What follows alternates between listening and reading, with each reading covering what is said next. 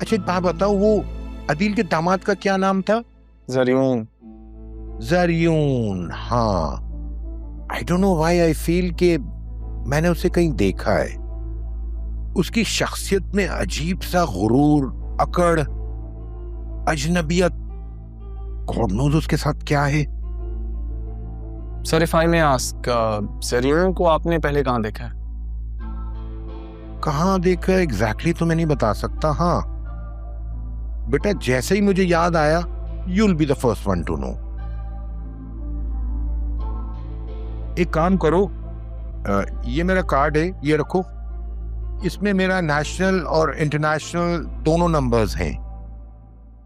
I don't know why मेरा दिल करता है और दिल कहता है कि मैं तुम पे एतबार करूं। अब देखो, सैफ तो हमारे दरमियान रहे नहीं। उसकी विल मेरे पास पड़ी हुई है, वो मैंने रजिस्टर करवा ली थी। अब मुझे अभी ट्रैवल करना है। मैं अभी मेरा प्लान है Geneva and then after that London. And I don't know कि मेरी वापसी कितनी देर में होगी, शायद मैं लेट भी हो जाऊं। So I ask you a favour कि अगर तुम ये विल उनकी फैमिली तक पहुंचा दो तो I be so thankful and grateful to you बेटा। सर आपके ये एतमाद मेरे लिए बायसे फ़ख्र है। बेफिक्र रहें, पूरी जिम्मेदारी के साथ आपका काम किया जाएगा। यही अरमान की खूबी है कि जिस काम का जिम्मा लेता है ना, उसे बड़ी जिम्मेदारी से निभाता है। भाई माशाल्लाह माशाल्लाह, मैं जानता हूँ यार, इसीलिए अब मैं बहुत मुतमईन हूँ ऑनेस्टली। अच्छा देखो बेटा, मेरा असिस्टेंट तुम्हें फाइल पहुंचा देगा, फिर उसको डिलीवर कर देना, ठीक है? Sure sir. भाई सरफराज, ये तुम्हारा असिस्टेंट कमिश्नर बहुत होनहार बच्चा है, नो डाउट। भाई सॉरी, मैं बातों में तो आपको चाय के लिए भूल गया।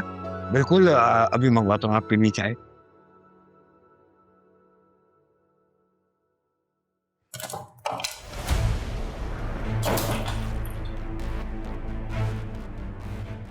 किसके साथ आई थी तुम? अरुण क्या बात है सब? पूछ रहा हूँ ना कुछ।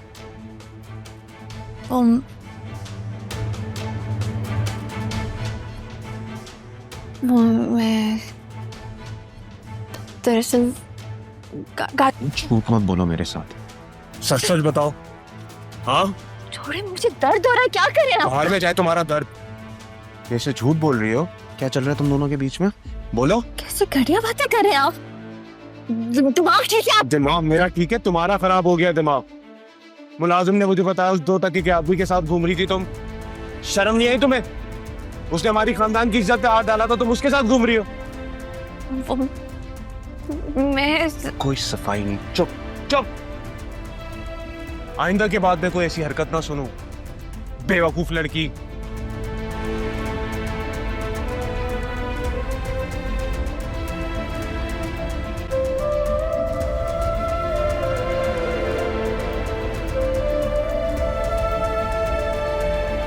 तुम्हारी तो लॉटरी निकल आई भाई। अबू तुम्हारे नखरे उठा रहे हैं, तुम्हारे लिए बाजार गए हैं। ये सब उन्होंने मेरे लिए कभी नहीं किया। जैसे लॉटरी निकलना क्या था? हाँ ना? अब ये लो बेटा, तुम्हारे लिए लाया हूँ। सुबह से कुछ खाया नहीं होगा ना, तो खा लो। वाह अबू, देखा तुमने? मैंने तुम्हें कहा था ना, अबू तुम्हारे नखरे उठा रहे हैं, क्योंकि मैं तो उन्हें कभी नजर ही नहीं आई। सिद्रा, क्या बातें कर रही हो? ये क्या कह रही हो सिद्रा? तुम्हारी बड़ी बहन है। कोई बात नहीं, मैं मेहमान थोड़ी ना हूँ। इसमें वैसे भी 2 ले लो, एक तुम ले लो। अगर मैं कहूँ कि मुझे दूसरा भी दे दो तो?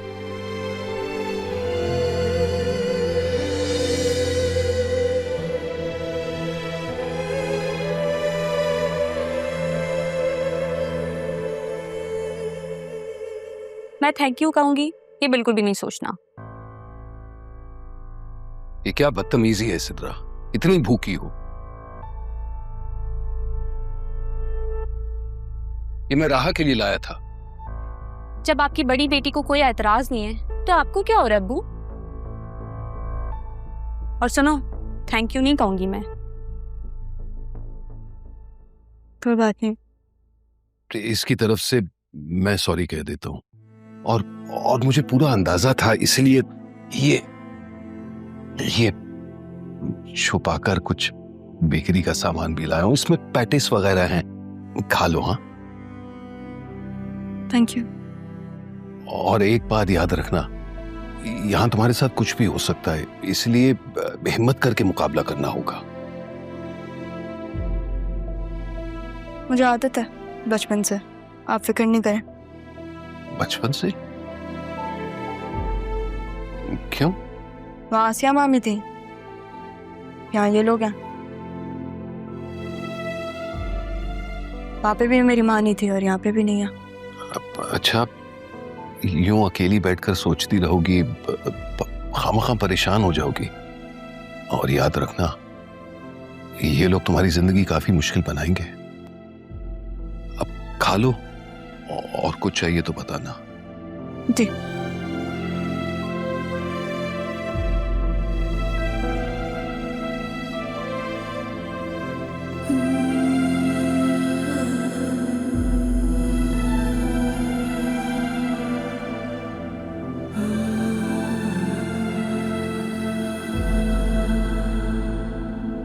अरे जुनैद, तुम पहुंचो ना रेस्टोरेंट। पहुंच जाऊंगा मैं टाइम से, अभी ऑफिस में हूँ, फ्री होते ही आ रहा हूँ। Okay bye. Come in. Sir, barrister Rafiq साहब का असिस्टेंट आपसे मिलना चाहता है। अरे हाँ, प्लीज भेजो ना। Yes sir.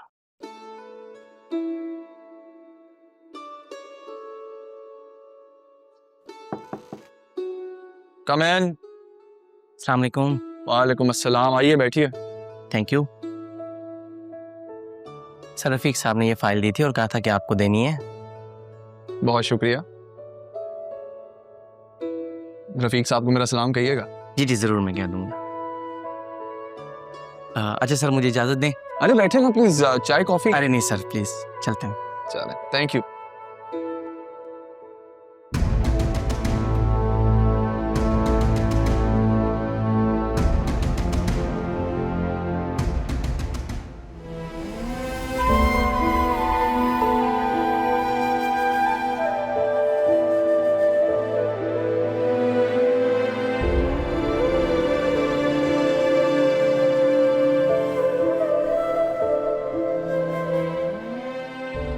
तूल,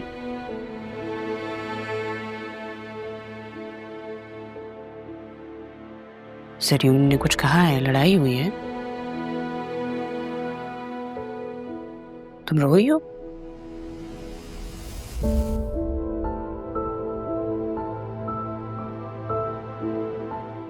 देखो बेटा,